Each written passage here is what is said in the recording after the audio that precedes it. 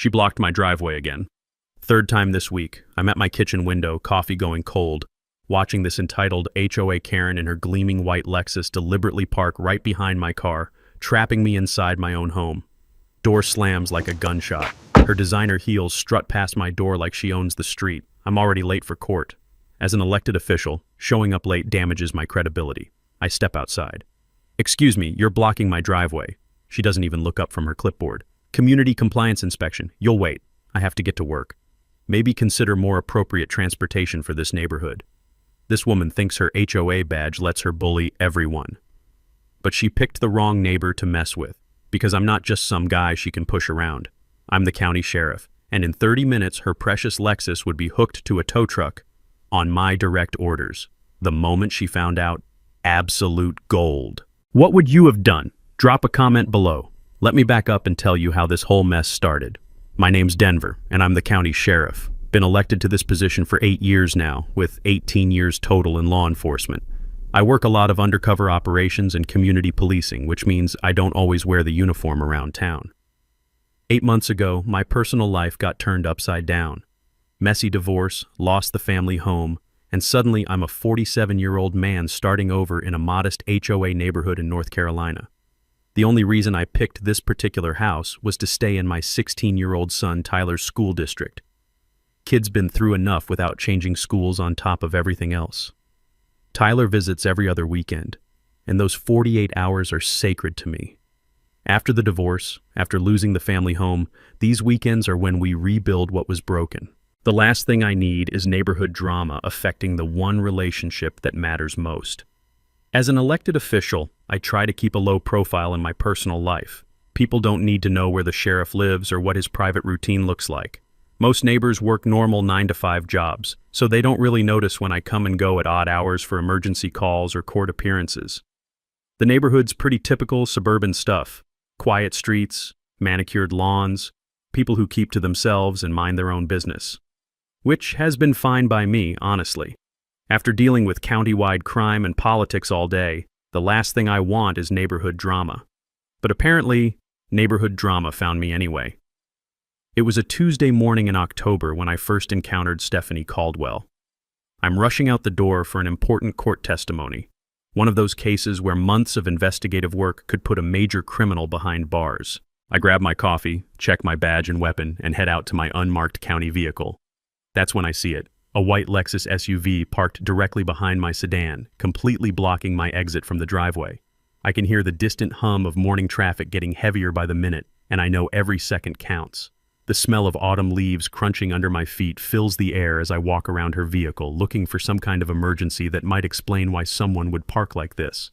Nothing. No flat tire, no emergency flashers, no note of explanation. Just an expensive SUV deliberately positioned to trap the county sheriff in his own driveway. I walk over and knock politely on the door of the house where the car is registered.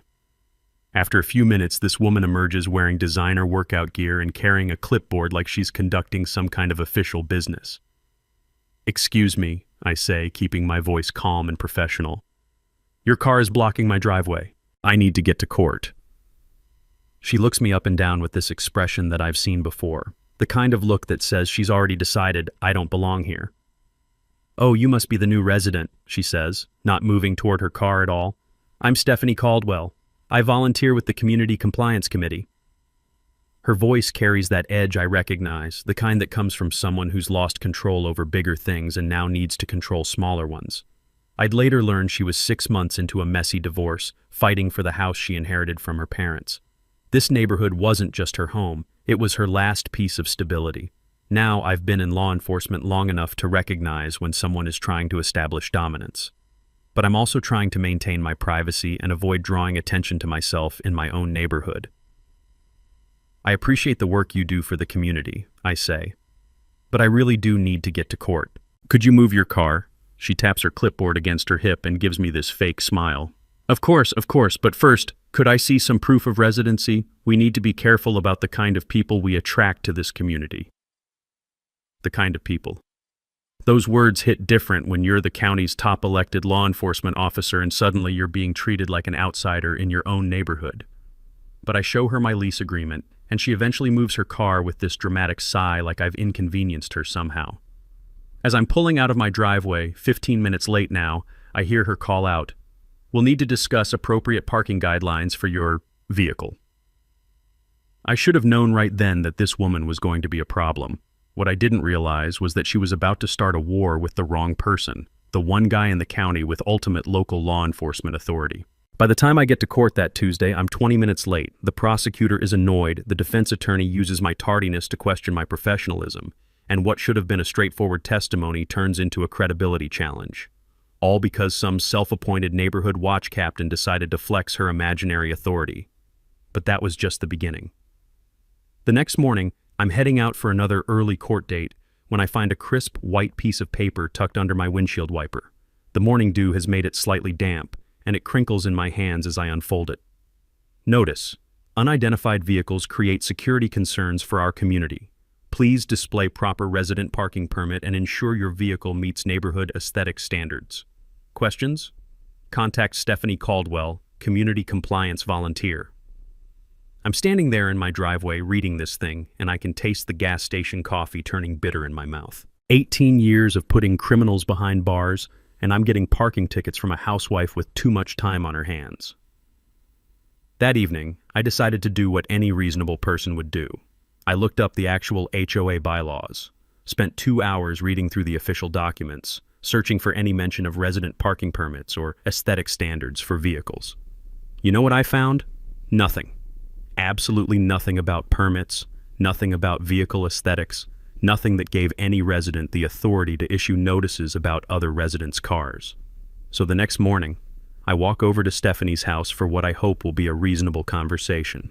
She answers the door, still in her workout gear, that same clipboard in her hand like she's conducting official business.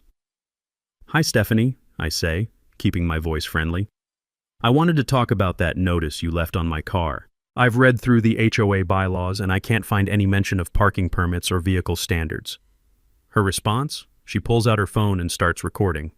"I'm documenting this interaction," she announces loudly enough for neighbors to hear. "This individual is questioning legitimate community safety measures and displaying aggressive behavior." Aggressive behavior. I'm standing on her doorstep, speaking in the same calm tone I use to de-escalate domestic disputes, and she's filming me like I'm some kind of threat. "Ma'am, I'm not being aggressive," I say to the camera. "I'm simply asking about the legal basis for the notice you left on my car. I've already contacted the appropriate authorities about the suspicious activity around your residence," she says, still filming. "If you continue to harass me about legitimate community safety concerns, I'll be forced to file a formal complaint." Here's the first mini twist that I didn't see coming. Stephanie genuinely doesn't recognize me as law enforcement. In her mind, I'm just some sketchy guy in a dark sedan who doesn't belong in her upscale neighborhood. She's looking at my civilian clothes, my unmarked car, my irregular schedule, and she's concluded that I'm up to something criminal. What she doesn't realize is that the appropriate authorities she's been contacting are my colleagues, and the suspicious activity she's been reporting is a sheriff's deputy going about his normal routine. As I'm walking back to my house, I notice Mrs. Peterson from 2 doors down quickly close her curtains when she sees me looking. The mail carrier gives me a weird look. Even the teenagers waiting for the school bus seem to avoid eye contact. That's when it hits me. Stephanie hasn't just been harassing me. She's been building a narrative around the neighborhood that I'm some kind of security threat. And people are starting to believe it. I'm thinking about all the drug dealers I've arrested over the years who were more reasonable to deal with than this woman. At least criminals are honest about being criminals. This lady is convinced she's the hero of this story. But I still believe this can be resolved through reasonable conversation and proper channels. After all, how much trouble can one overzealous HOA volunteer really cause? I was about to find out. The following Tuesday, Stephanie escalated things to a whole new level. I wake up to get ready for a crucial county commissioners meeting, the kind where budget decisions get made that affect every deputy under my command. When I walk out to my car, I see not just her white Lexus blocking my driveway, but her teenage daughter's Honda Civic parked right next to it. A complete blockade. These two cars are positioned like they're guarding Fort Knox, and I'm the enemy trying to get in. I check my watch. The meeting starts in 45 minutes, and it's a 30-minute drive on a good day. This isn't just about my schedule anymore. County business is being disrupted by a neighbor with a clipboard and too much time. The sound of multiple car doors slamming echoes through the morning air as Stephanie and her daughter leave for their respective destinations, her for another one of her compliance walks, and the daughter for school. The diesel exhaust from a delivery truck that's now stuck behind the blockade fills the air with that sharp metallic smell. I'm trapped, completely and totally trapped in my own driveway. I call my chief deputy to explain why the sheriff will be late to a budget meeting. Have you ever tried to tell your staff that you can't make it to county business because your neighbor blocked your car with her teenager's Honda? It sounds ridiculous even when it's true. 3 hours later, they finally moved their cars. 3 hours. I missed crucial discussions about department funding and had to get briefed by phone while standing in my own driveway.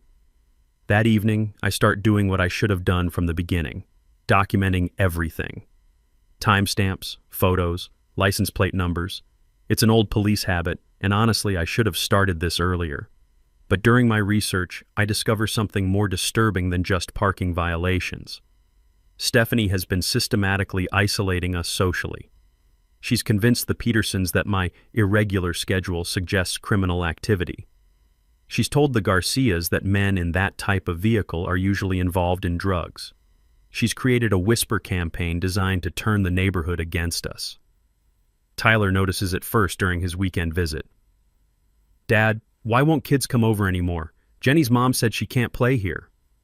That's when I realize this isn't just about parking. It's about systematically destroying my family's place in this community. Here's something interesting I discovered while doing research on HOA regulations. Most HOA volunteers have zero actual legal authority. They can't write tickets, they can't tow cars, they can't issue fines that hold up in court.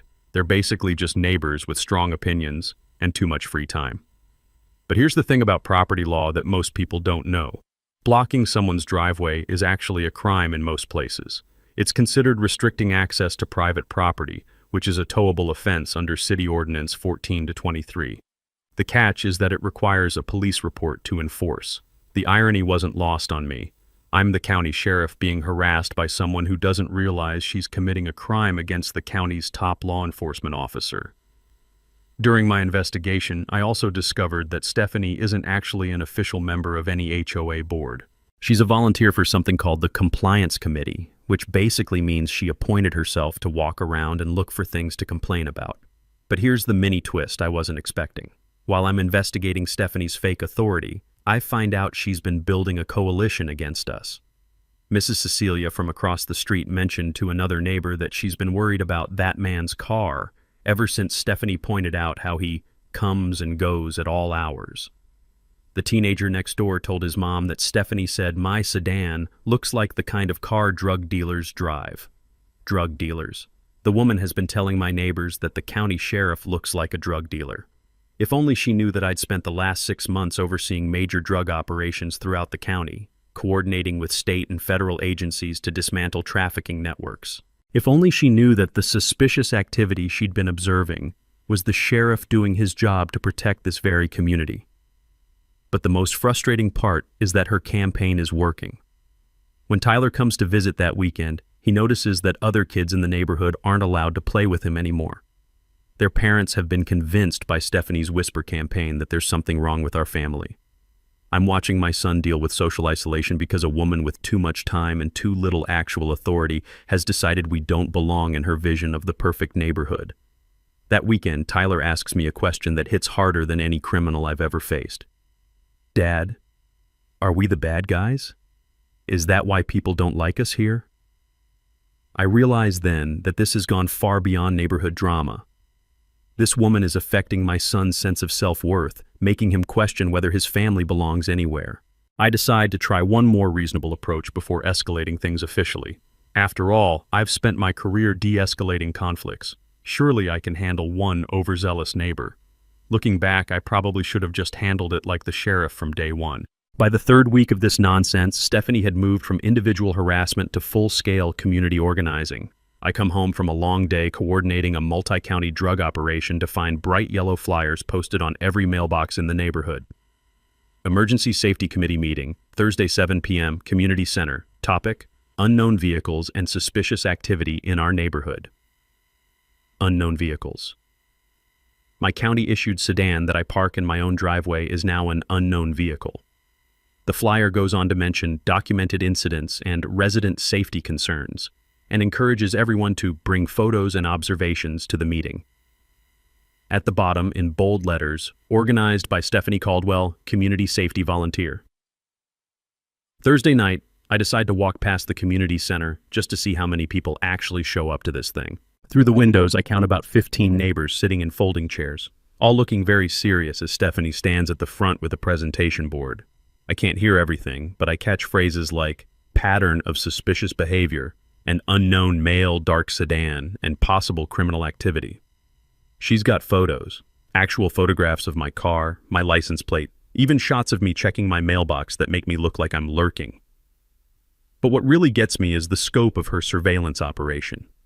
She's been building a comprehensive file on me, photos of my car at different times, notes about my schedule, even sketches of my daily routine. This isn't concerned neighbor behavior. This is stalking with a clipboard. The most chilling part? She's shared this evidence with other neighbors, creating her own little investigation task force. Mrs. Cecilia now writes down when I come and go. The teenager next door has been recruited to take pictures of my visitors. Stephanie has turned my own neighbors into unwitting accomplices in her harassment campaign. As I'm watching this meeting through the window, I see Mrs. Peterson nodding along. Mr. Garcia from 3 houses down is taking notes. These are people who've lived in this neighborhood for years, and they're all buying into Stephanie's theory that the county sheriff is some kind of criminal. The next morning, I wake up to find that someone has called the non-emergency police line about suspicious male continuing to demonstrate concerning behavior. My chief deputy, Sarah, gives me a heads up about the call. "Sheriff," she says during our morning briefing, "we got another call about suspicious activity at your address. Same complainant as the last 6 times. You know anything about this?" 6 times. Stephanie has called the police about the sheriff 6 times in 3 weeks. That's when I realize I need to do some serious research on what exactly she's been telling my own department. I request copies of the incident reports, and what I find is pretty shocking. She's been escalating her story every week, building what she thinks is a criminal case against me. First, it was just unfamiliar vehicle in neighborhood. Then it became unknown male with irregular schedule. By the 4th call, she's reporting possible drug-related activity based on visitor patterns. Visitor patterns. My son coming over every other weekend and my chief deputy occasionally stopping by for work discussions apparently constitutes suspicious visitor patterns. Here's something most people don't realize about false police reports. They're not just annoying, they're actually illegal. Filing a false police report is a Class 1 misdemeanor in North Carolina, punishable by up to 120 days in jail and a $1,000 fine. It doesn't matter if you think you're being a good citizen. If you're knowingly providing false information to law enforcement, you're committing a crime. But here's the mini twist that really drove this home for me. When I was reading through the reports, I realized that Stephanie has been telling police that she suspects me of dealing drugs from the residents. Meanwhile, I've been spending my days coordinating major drug investigations, overseeing operations that have taken millions of dollars of narcotics off the streets. The irony would be hilarious if it wasn't destroying my reputation and affecting my son's ability to make friends in the neighborhood.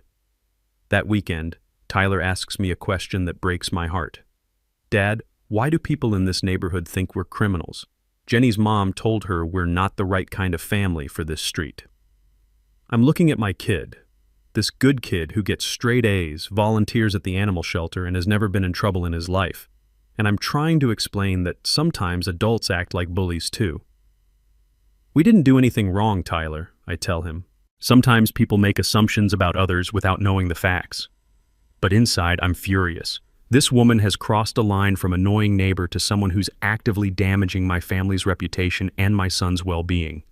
I spend that Sunday reviewing everything I know about harassment laws, false reporting statutes, and my own authority as the county sheriff. Because I'm starting to realize that being patient and reasonable isn't working with Stephanie. Some people only understand one language, and maybe it's time to start speaking hers. Monday morning, my chief deputy, Sarah Martinez, calls me with this expression of disbelief in her voice. She's been with the department for 12 years and has seen everything, but this one has her stumped. "Sheriff," she says, "we need to discuss something unusual that's been happening with incident reports." She's got a manila folder on my desk when I get to the office, and she's looking at it like it contains evidence of something impossible. I've been tracking a pattern of reports about suspicious activity, she continues. Same complainant, same address, same type of complaints. Weekly calls for the past 6 weeks about a dark sedan, an unknown male with irregular schedule. I'm listening, but I don't understand why she's bringing this to me personally until she opens the folder. Sheriff, the address being reported is yours. The room feels smaller all of a sudden. I'm looking at incident reports, reports about me, spread across my own desk like evidence in a criminal investigation against the county sheriff. The complainant doesn't know who lives at that address, Sarah continues. She's been filing detailed reports about what she calls suspicious patterns and possible criminal activity. She's submitted photographs. She slides several printed pictures across the desk. Photos of me, coming home from work, checking my mail, loading groceries, all taken from a distance, all making me look like I'm engaged in some kind of covert criminal activity. The complainant claims the subject appears to be casing houses for potential break-ins and describes vehicle patterns consistent with drug dealing operations. She's escalated from concerned neighbor to demanding police investigation. Drug dealing. Someone has been filing police reports claiming the county sheriff is running drugs out of his own house. Sarah, who's the complainant? Stephanie Caldwell, lives 3 houses down from you. She's called 6 times, filed formal written reports twice, and submitted a petition signed by 4 neighbors requesting increased patrol in your area. The irony is staggering. My own department has been considering increased patrols around my house because a neighbor thinks the sheriff is a criminal. There's more, Sheriff. She contacted county administration asking about background checks for residents of suspicious vehicles. She wanted to know if there was a way to verify that people living in the neighborhood aren't criminals.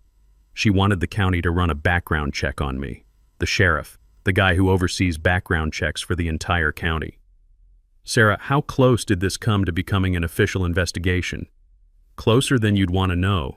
If Detective Williams hadn't recognized your address during a routine review, this could have been forwarded to the State Bureau of Investigation as a potential corruption case. That hits me like a physical blow. But Sarah isn't done. Sheriff, what would that have meant for my career? Sheriff, a corruption investigation would have triggered automatic suspension pending review. Even if cleared, the political damage would be permanent. In an election year, you'd be finished. Your pension, Tyler's college fund, your ability to serve this community, everything would have been destroyed by one woman's paranoid fantasies. The weight of that hits me like a physical blow. 8 years building trust with this community, 18 years building a career, Tyler's future stability, all of it nearly destroyed because I tried to be a patient neighbor instead of acting like the sheriff. Sarah closes the folder and looks at me with that expression she gets when she's about to give me difficult advice. Sheriff, this woman has been filing false police reports about the county's chief law enforcement officer for 2 months. She's wasted department resources, potentially damaged your reputation, and created a paper trail that could have triggered a state investigation. What's your recommendation? Handle it officially. You're not just a neighbor being harassed. You're an elected official who's been the target of a systematic false reporting campaign. This is bigger than neighborhood drama. She's right. Stephanie escalated this beyond personal harassment when she started filing false reports. She made it official business when she tried to use my own department against me. For the first time in weeks, I feel like I have control over this situation. Stephanie has been treating me like a powerless victim, but I'm not powerless. I'm the highest law enforcement authority in this county. Time to remind her what that means. That afternoon, I switched from victim mode to county sheriff mode. 8 years as an elected official and 18 years total in law enforcement has taught me that preparation is everything, and if I'm going to handle this officially, I need to do it right. I spend an hour that night just sitting in my garage, looking at my dress uniform hanging there. For 2 months, I've been Denver the neighbor, trying to de-escalate and keep peace. Tomorrow I become Sheriff Brennan with all the authority that office commands. The difference isn't just the uniform, it's the mindset. Neighbors can be patient with harassment. Sheriffs don't tolerate interference with law enforcement operations. As county sheriff, I don't need anyone's permission to take official action. I coordinate directly with my chief deputy to assign a tow truck on standby for immediate response. I issue pre-authorized towing forms under my own authority. When someone blocks the county sheriff's driveway, it's not just harassment, it's potentially interfering with emergency response. The financial breakdown shows Stephanie exactly what her harassment campaign will cost her. $85 for the tow, $25 per day for storage, plus $200 fine for false reporting times 6 incidents, plus court costs around $60. She's looking at approximately $1,370 in immediate costs, not counting potential jail time. I spend Tuesday evening reviewing every false police report she filed, creating a comprehensive case file. The pattern shows deliberate escalation, weekly reports that started with unfamiliar vehicle and progressed to suspected drug operations. Any prosecutor looking at this evidence will see systematic false reporting designed to harass an elected official. Wednesday, I brief my chief deputy on the tactical response plan. As county sheriff, I have the authority to respond to false reporting cases personally, especially when I'm the target. 2 patrol units will be on standby for next Tuesday morning. Body cameras will be activated to document everything for the official record. Here's something most civilians don't understand about sheriff's authority. When I respond to a situation in official capacity, I'm not just another cop. I'm the chief elected law enforcement officer of the entire county. Stephanie is about to learn the difference between harassing a regular neighbor and harassing the sheriff. Thursday night, I prepare my dress uniform with the care it deserves. The weight of the duty belt, the shine of the badge, the authority of the office. These symbols carry real power that Stephanie is about to experience firsthand. The smell of metal polish fills my garage as I prepare my equipment. Radio, handcuffs, citation book, camera. Everything needs to be perfect because this is going into the official record as interference with a law enforcement officer in the performance of his duties. I coordinate directly with dispatch for Tuesday morning. They'll have a county tow truck on standby, ready to respond within 10 minutes of my call. The driver already has pre-authorization paperwork signed by me as county sheriff, so there won't be any delays or arguments about authority. My chief deputy makes the operational parameters clear. Handle this exactly like any other case of false reporting and harassment, Sheriff. Document everything, follow protocol, but remember, you're not just a citizen being harassed, you're an elected official who's been the target of systematic interference. Saturday, I explained the situation to Tyler during his weekend visit. Son, I want you to understand something about authority and consequences. Tuesday morning, you're going to see your dad in his uniform, handling this situation as county sheriff. Sometimes people only respect real authority. Tyler looks at me seriously. Dad, are you going to arrest her? That depends on whether she continues to interfere with county law enforcement operations after she learns who she's been messing with. Will this make the other kids' parents stop thinking we're bad people? That question hits me harder than any criminal investigation I've ever conducted. My kid shouldn't have to worry about whether his neighbors think his family are criminals. Tyler, tomorrow morning, everyone in this neighborhood is going to understand exactly who your father is and what he does to protect this community. I think you'll find that changes a lot of attitudes. Sunday night, I set my alarm for 6 a.m. Stephanie typically blocks my driveway around 7:30 on Tuesday mornings for her compliance walks. This Tuesday, she's going to meet County Sheriff Denver Brennan in his official capacity. Time to show a neighborhood bully the difference between imagined authority and the real thing. Monday afternoon, Stephanie makes her most desperate move yet. I'm at home reviewing case files when my phone rings with a call from our emergency dispatch. Sheriff Brennan, this is Sarah at dispatch. We have an unusual situation. Someone called 911 claiming they're being stalked by a suspicious individual, and they gave your address as the location of the stalker. My home address? Yes, sir. The complainant says a man in a dark sedan has been documenting her activities and following her around the neighborhood. She's requesting immediate police response for stalking and harassment. I can hear the confusion in Sarah's voice. She's looking at a 911 call about suspicious activity at the home address of the county sheriff. Sarah, can you patch me through to the complainant? Sir, that's unusual protocol. I'm authorizing it as sheriff. Do it. A few moments later, I hear Stephanie's voice on the line talking rapidly to dispatch. He's been taking pictures of me, following me during my neighborhood safety walks, and I think he might be escalating to direct confrontation. This morning, I saw him writing down my license plate number.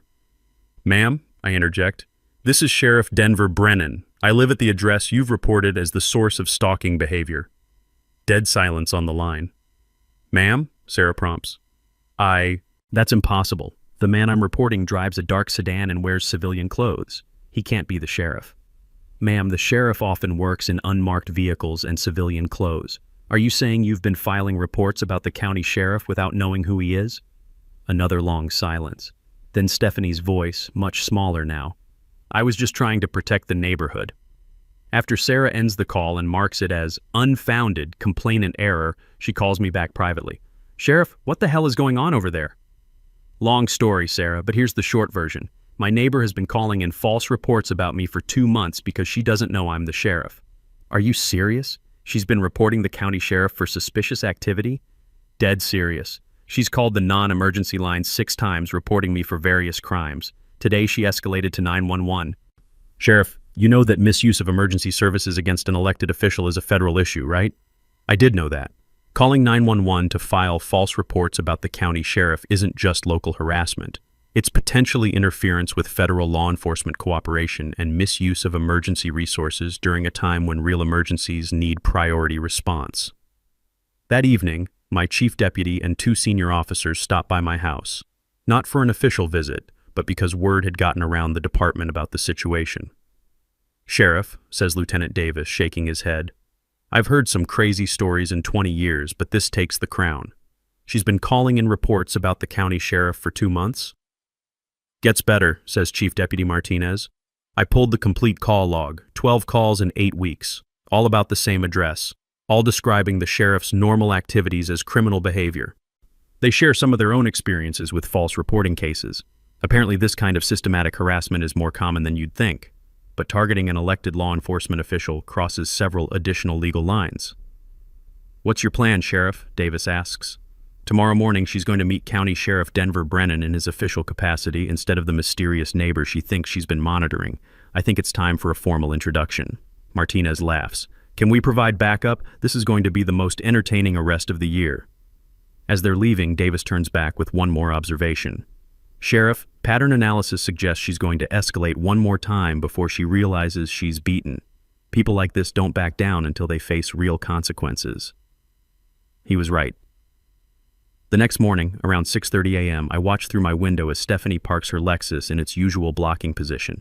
But this time, she's got her daughter Brittany with her, and they're both carrying signs that read, Neighborhood Safety Patrol and Suspicious Activity Under Surveillance. She's turned my driveway into a protest site against the county sheriff. I watch as she starts live streaming on her phone, narrating to her social media followers about her ongoing investigation of criminal activity. This is day 63 of monitoring suspicious behavior, she announces to her camera. Despite multiple reports to authorities, no action has been taken against this obvious security threat. No action has been taken. Lady, you're about to find out what action looks like when you mess with the county sheriff. Time to put on the uniform. Friday evening of that week brought the perfect storm. Tyler was visiting for the weekend, and we'd ordered pizza for dinner. Just a normal father-son evening that I'd been looking forward to all week. Around 6 p.m., the delivery driver calls saying he can't get to my house because someone has blocked my driveway with protest signs. I look out the window, and there's Stephanie's white Lexus in its familiar position, but this time she's standing next to it with her phone out, live streaming to what appears to be a growing social media audience. Tyler and I walk outside to see what's going on. The pizza delivery kid, couldn't be more than 19, is standing there looking confused while Stephanie films him. Ma'am, I just need to deliver this pizza, he's saying. Can you move your car so I can get to the house? This delivery is part of the suspicious pattern I've been documenting, Stephanie announces to her phone camera. Unknown individuals coming and going at all hours, deliveries that could be drug transactions, and a complete lack of response from local law enforcement. Drug transactions. She's live streaming to potentially hundreds of viewers that the county sheriff's dinner delivery might be a drug transaction. Dad, Tyler whispers, what is she talking about? Why does she think you're a criminal? That's my breaking point. Not the weeks of harassment, not the false police reports, not even the 911 calls about the county sheriff. It's my 16-year-old son asking why this woman thinks his father, the county's top law enforcement officer, is a drug dealer. Stephanie, I say, walking over to her car with the authority I should have used from day one. You need to move your vehicle immediately so this young man can deliver our food. She swings the camera toward me, and I can see her viewer count climbing on the screen. Here he is, she announces to her live stream. The subject I've been monitoring for over 2 months. As you can see, he's become increasingly aggressive about my legitimate community safety activities. Ma'am, I'm not being aggressive. I'm telling you to move your car so a teenager can deliver pizza to my son.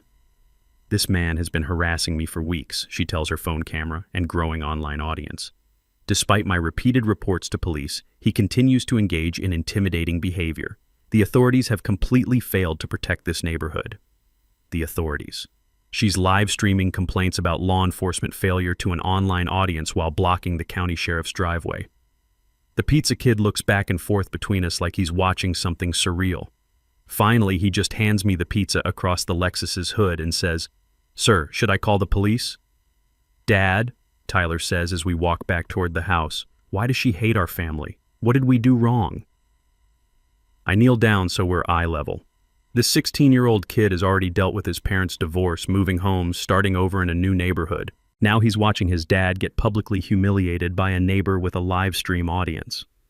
"Tyler, I need you to understand something. Tomorrow morning you're going to see a different side of your father. Not Denver the neighbor who tries to avoid conflict. Sheriff Brennan, who doesn't tolerate people threatening his family." He nods seriously. "Will she finally leave us alone?" "Son, she's about to learn that there's a big difference between harassing a quiet neighbor and interfering with the county sheriff." That question breaks something inside me. My kid, this good kid who's never hurt anyone, is being exposed to this woman's public accusations, and it's affecting how he sees himself and our family's place in the community. "Tyler, go inside and start on that pizza. I need to make a call." I call my chief deputy directly. "Sarah, it's the sheriff. She just blocked my driveway during my son's weekend visit and live-streamed accusations about drug dealing to social media. She's now publicly claiming that county law enforcement has failed to protect the community from me." "That's it, Sheriff," Sarah says immediately. "Public accusations against an elected official, interference with your family time, and claiming the department is incompetent on social media. Handle it officially tomorrow morning. Full uniform, by the book, on the record." "You're authorizing official response?" "Sheriff, she just publicly accused the county's top law enforcement officer of criminal activity while live streaming. This isn't neighborhood drama anymore. It's potential defamation of an elected official. Handle it with full authority." Saturday morning, I wake up early and put on my dress uniform for the first time in months. The weight of the duty belt feels exactly right. Familiar, authoritative, and representing the full power of the office I was elected to hold. At 7:25 a.m., right on schedule, Stephanie parks behind my car again. But this time, she's brought an audience.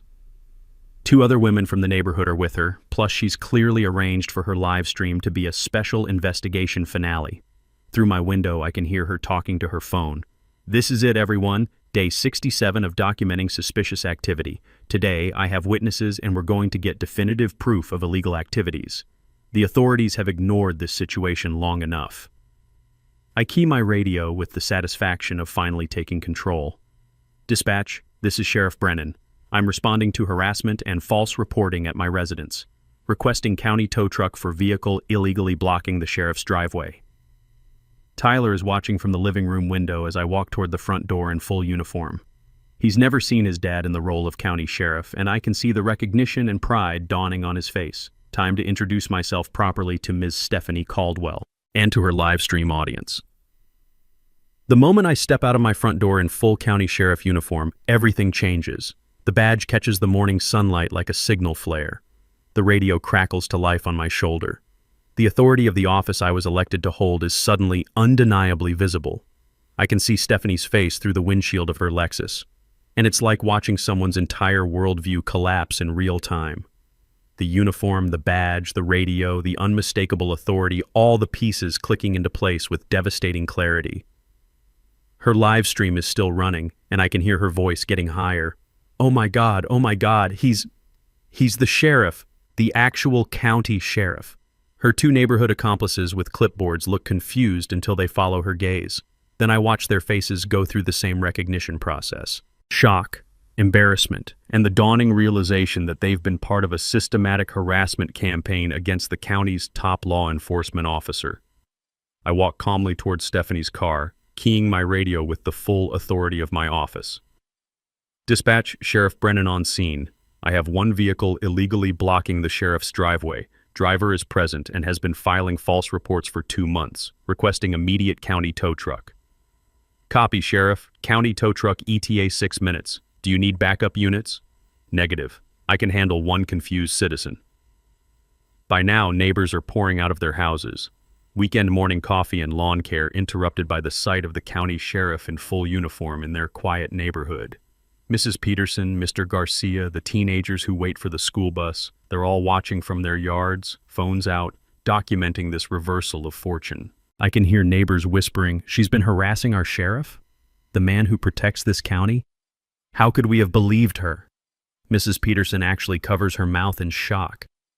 Tyler comes outside and stands on our front porch in his pajamas. I can see him standing straighter, shoulders back, finally understanding not just what his father does for work, but why people respect the office he holds. I stop next to the driver's side window of Stephanie's Lexus and tap gently with the confidence of someone who's never had his authority questioned. She rolls it down, her live stream still running, but her commentary reduced to shocked whispers. "Ma'am, I'm County Sheriff Denver Brennan," I say in my official voice, calm, professional, carrying the weight of an elected office. "I need you to exit the vehicle immediately." She's staring at my badge like she's seeing law enforcement for the first time. This can't be. You can't be the sheriff." "Ma'am, please step out of the vehicle. You're parked illegally on private property, and we need to discuss your systematic filing of false police reports against a county elected official." She gets out of the car slowly, still holding her phone with its live streaming camera. Her neighborhood accomplices have backed away and are whispering frantically. The live stream is capturing everything, but now instead of documenting suspicious activity, it's recording the complete humiliation of someone who spent 2 months harassing the sheriff. "Ma'am, over the past 8 weeks, you've filed multiple false police reports regarding suspicious activity at the county sheriff's residence. You've been reporting the normal activities of your elected law enforcement officer as potential criminal behavior." I pull out the thick folder of incident reports, all 6 of them, plus the 911 call logs, printed and organized with the thoroughness of a criminal investigation. These reports describe someone matching my exact description, engaged in activities you characterized as drug dealing, burglary, and organized crime. You've wasted significant county resources and attempted to damage the reputation of an elected official. The county tow truck arrives with its official seal and emergency lights flashing. The driver hops out, clipboard in hand, already briefed on the situation by dispatch. Stephanie's voice is barely a whisper now. "I didn't know. How was I supposed to know you're the sheriff?" "Ma'am, you weren't supposed to know my profession, but you also weren't supposed to file false reports, block my driveway, or harass my family based on paranoid assumptions about your neighbors." I can see neighbors gathering closer, phones out, documenting this complete reversal of power. Mrs. Peterson looks mortified, probably remembering how she avoided the sheriff's family for weeks based on Stephanie's conspiracy theories. Mr. Garcia is shaking his head like he can't believe he participated in isolating a law enforcement family. The tow truck driver efficiently hooks up the Lexus. "Sheriff, standard impound procedure. County impound lot, full documentation for evidence." "No," Stephanie finally finds her voice again. "You can't do this. This is revenge. This is abuse of power." I look directly into her live stream camera, addressing not just her but her online audience. "Ma'am, congratulations. You just live-streamed yourself committing 6 felonies against your county sheriff. Your 2-month harassment campaign just became evidence in a criminal case.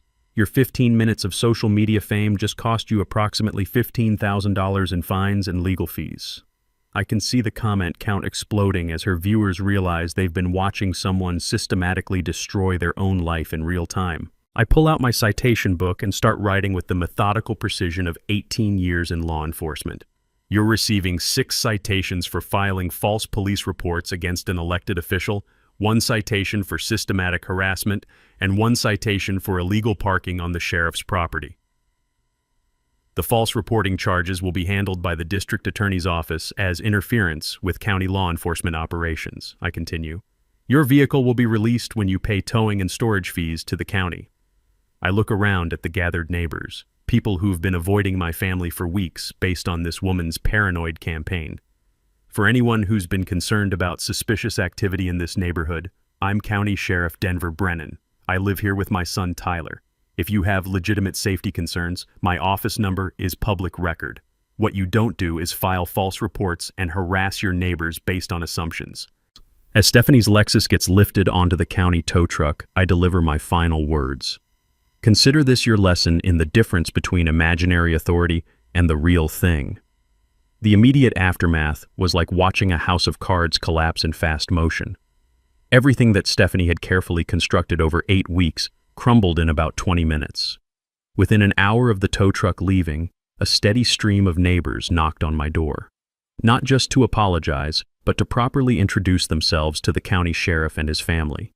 Mrs. Peterson brought homemade cookies and admitted she'd been completely fooled by a manipulative neighbor. Mr. Garcia offered to help Tyler set up a basketball hoop and mentioned his own son had been asking about the cool kid whose dad turned out to be the sheriff. The legal consequences for Stephanie were swift and comprehensive. As county sheriff, I forwarded her case directly to the district attorney's office with a recommendation for full prosecution.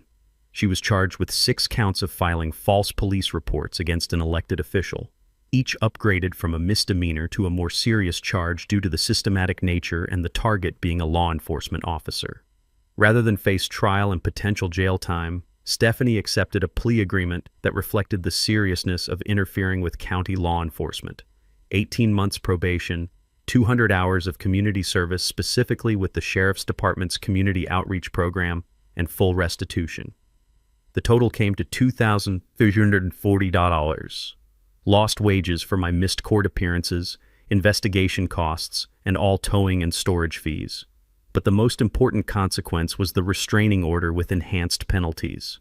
For 2 years, Stephanie cannot contact, approach, or communicate with my family in any way. Violation would result in immediate arrest for interference with a law enforcement officer. The HOA moved quickly to distance itself from Stephanie's actions. An emergency board meeting resulted in new policies specifically prohibiting residents from conducting unofficial investigations or claiming authority they don't possess. The board sent formal letters clarifying that no individual resident has authority to issue citations, conduct surveillance, or speak on behalf of the community. 4 months later, Stephanie's house went up for sale. The listing agent mentioned to neighbors that the family was relocating for work reasons. But everyone knew the truth. You can't systematically harass the county sheriff and then continue living in his neighborhood. Tyler's transformation has been the most rewarding part of this entire ordeal. That Saturday morning when he saw his father handle the situation with the full authority of elected office, something fundamental changed in how he carried himself. He started wearing sheriff's son t-shirts to school with pride instead of shame. The neighborhood kids who'd been forbidden from playing with Tyler suddenly competed to be friends with the sheriff's kid. Our driveway became the unofficial gathering spot for neighborhood activities, and Tyler went from being isolated to being the most popular teenager on the block. For me personally, this experience reinforced a crucial lesson about authority and respect. For 2 months, I'd tried to handle Stephanie as a neighbor dealing with another neighbor. But the moment I responded as county sheriff, with the full weight of elected office behind me, the problem resolved immediately. The community response has been overwhelmingly positive. 6 months later, I organized the first annual Know Your Neighbor event in our community park, but this time it was official county business. Over 60 families attended, and I was able to use my position to bring in resources from other departments: fire safety education, emergency preparedness, and crime prevention. But the real transformation was in the neighborhood itself. 6 months later, our street has the lowest crime rate in the county. Property values have actually increased because potential buyers see neighborhood where sheriff lives as a selling point. What Stephanie tried to destroy through paranoia, she accidentally strengthened through consequence. The Coffee with the Sheriff program has expanded to 3 other neighborhoods. Turns out, when residents have direct access to their elected law enforcement officer, community trust soars and crime plummets. Stephanie's harassment campaign inadvertently created the most effective community policing program in our county's history. Tyler and I have grown closer through this experience, but more importantly, he's learned valuable lessons about standing up to bullies and the importance of real authority versus imagined power. Last month, he asked if he could volunteer with the Sheriff's Explorer program, and watching him work with other young people interested in law enforcement makes me incredibly proud. The broader social good initiative that emerged from this situation has been my Citizens' Rights and Responsibilities program, now offered countywide. These educational sessions have been so successful that other counties have asked me to share the curriculum. What started as a personal nightmare with an entitled neighbor became a model for community law enforcement relations.